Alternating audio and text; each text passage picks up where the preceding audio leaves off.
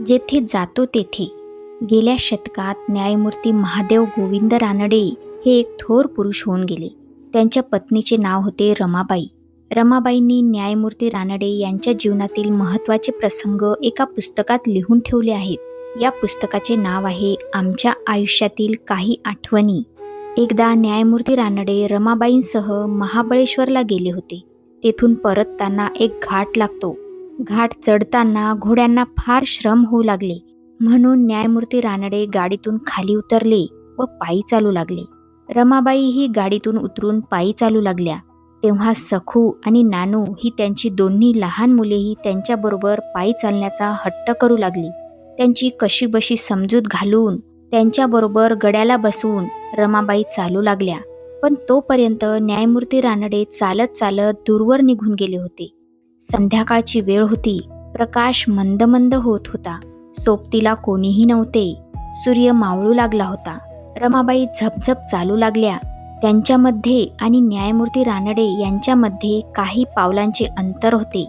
न्यायमूर्ती रानडे तुकोबांचा एक गोड अभंग घोळून घोळून म्हणण्यात दंग होते. अभंग म्हणता म्हणताच ते झपझप चालत होते. रमाबाई घाटाच्या माथ्यावर आल्या तोच त्यांना एकदम तेथील पुलाजवळ दोन मोठ्या विषारी इंगळ्या दिसल्या. एक एक इंगळी चांगली वीधभर लांब आणि चांगली जाडजूड होती. विषाने भरलेल्या त्यांच्या नांग्याच करंगळी इतक्या जाड दिसत होत्या. इंगळ्यांचा रंग काळसर गुळाच्या पाकासारखा दिसत होता. त्या दोन्ही इंगळ्या एकमेकीच्या मागे धावत चालल्या होत्या.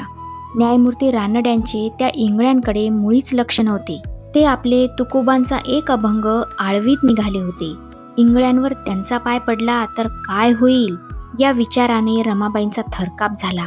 त्या इंगळ्यांवर न्यायमूर्ती रानडे यांचे पाऊल पडण्यापूर्वीच आपण धावत जाऊन त्यांना बाजूला करावे असा विचार त्यांच्या मनात चमकून गेला.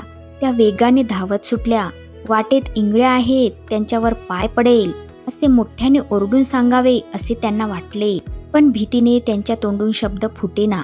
न्यायमूर्ती रानडे अभंग म्हणत पुढेच चालले होते. इंगळ्या त्यांच्या अगदी जवळ आल्या होत्या. काय करावे हे रमाबाईंना सुचेना. आता त्यांचा पाय इंगळ्यांवर पडणार. त्या क्षणी रमाबाईंचे डोळे अचानक मिटले गेले. दुसऱ्या क्षणी त्यांनी डोळे उघडून पाहिले तोपर्यंत न्यायमूर्ती रानडे त्या इंगळ्या ओलांडून पुढे गेले होते. संकट टळल्याबद्दल रमाबाईंनी देवाची करुणा भाकली. रमाबाई न्यायमूर्ती रानड्यांना म्हणाल्या, आज किती मोठं संकट टळलं. तुमच्या पायाचा इंगळ्यांना नुसता स्पर्श झाला असता तर.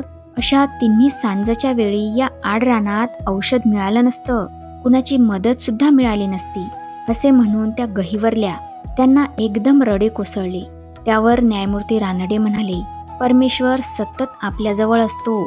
तो पावलोपावली आपल्याला सांभाळीत असतोच.